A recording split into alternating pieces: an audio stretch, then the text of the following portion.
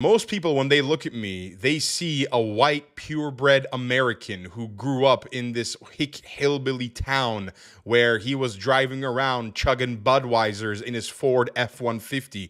But the reality of the matter is that could not be further from the truth, as I am as Turkish as can be. I was born there. My parents were born there. My grandparents were born there. The entirety of me is Turkish. Unfortunately, the derelict I'm going to talk about today also happens to be Turkish, but this guy is King Derelict. He's the derelictest of derelicts. His name is Faruk Fatih Özer, and he is the Sam Bankman-Fried of Turkish crypto.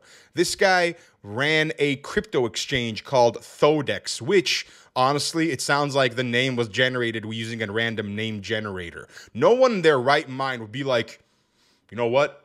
I'm going to call my company Thodex. If you suggest to say, I want to call my company Thodex, you get slapped in the face because you get told you're an idiot and you should never come up with names for a company ever again.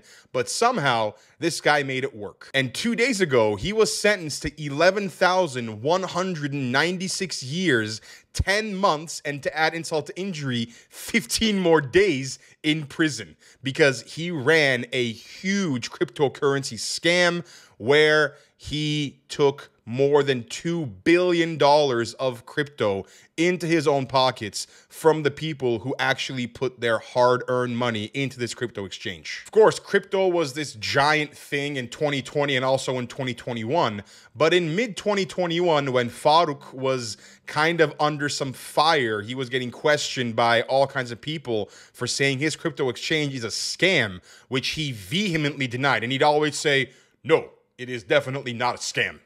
We're not scamming anybody. What person who is scamming people is going to come out and say, yeah, I was scamming you? I know, right? Funny. Okay, we can keep moving forward now. It's okay. No one's going to say that. A scammer admitting to their scam is like a non-binary person admitting there are more than two genders. It's just never going to happen. Well, it was indeed a scam, and Faruk knew he had to flee the country of Turkey because if he stayed, he was going to get arrested. So he fled out of all possible countries he could have gone to. He chose to go to Albania, which is a very close country to Turkey. It's not very far away. It's probably an hour or two away by plane. This guy had more than $2 billion in assets in many crypto wallets, yet he chose to go to Albania to avoid the authorities. Again, this guy's brain was not wired properly. I am 100% certain he wasn't an actual Turk. He's probably just faking it because he's an absolute idiot. If you got $2 billion, you should go to somewhere like Cayman Islands or Fiji Islands, somewhere where they're never gonna find you. And even if they did find you, they wouldn't even bother extraditing you out because you're not even worth it at that point. It's easier to save money on the gas it would cost to bring you back than it is to just leave you there. This brain dead guy just had to go to Albania. It's like he was leaving a breadcrumb trail for them to follow so they could catch him.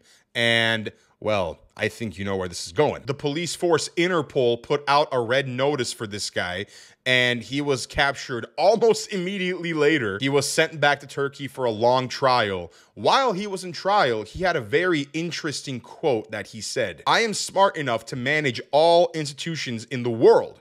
This is evident from the company I founded at the age of 22. If I were to establish a criminal organization, I would not act so amateurishly.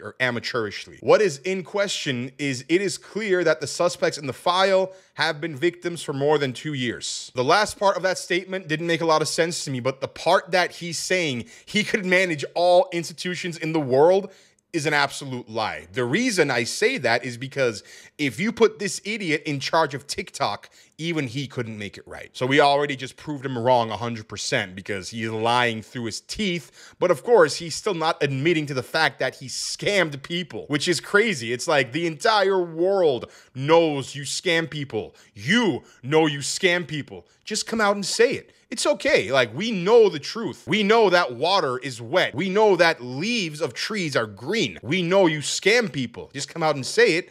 But he just couldn't do that because That's not how he's built. This guy is built to deflect all accountability. Luckily, the Turkish courts didn't see it like that because they handed him an 11,000-year prison sentence. Just to give you an idea of how long that prison sentence really is, when it's over, it will be the year 13,219. We rarely even talk that far behind in BC when we talk about humanity. We rarely ever say, oh, minus 12,000, minus 13,000 BC. This guy's entire generation and the generations after that are gonna all die in prison at this rate. He wasn't the only one who was sentenced to prison. His sister and brother, who was also part of the scam, were both also sentenced to prison as well.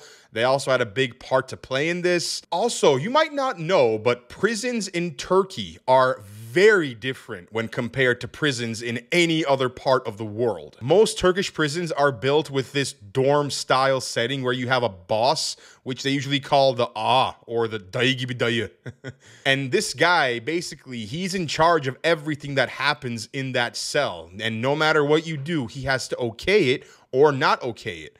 Now, this guy, Faruk, is going to prison, and he's scammed people out of a lot of money. So you best bet there is a lot of people in these dormitories who are going to be willing to hurt him, and they want to hurt him. I don't see a way how this guy does not get his ass whooped every day of his life. The day he enters this Turkish prison dorm, they're going to take this guy, they're going to lay him out, the other prisoners are going to roll up their sleeves, and they're just going to just go at him to town every day for the rest of his life. At least that's what I think is going to happen. Because if you steal $2 billion from people, especially in a time where the Turkish lira was doing so poorly, people had no money left. They turned to crypto because it was like a last thing for them to actually make some money. This guy took that hope from people and put the money into his own pocket out of sheer greed.